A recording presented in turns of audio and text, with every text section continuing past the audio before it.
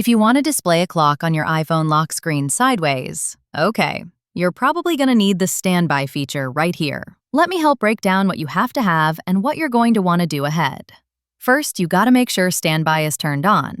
Go ahead and open the Settings app over here. Scroll a bit and tap Standby. Make sure the standby toggle is on. Check that this is already enabled before moving on. Next, you're gonna have to have your iPhone connected to power.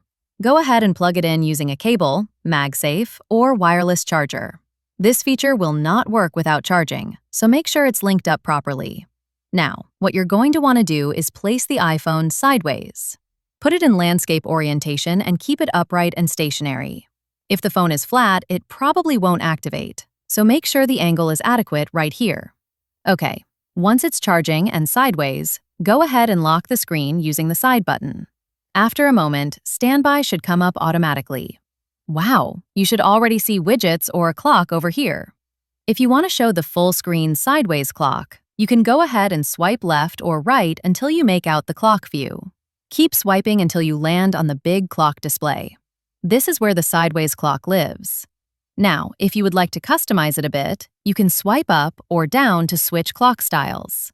You can also long press on the clock to change colors and make it look more bright smart. This helps make up a look you actually want to keep. If the screen turns off after a bit, that's normal on most iPhones. Only some Pro models keep it on all the time.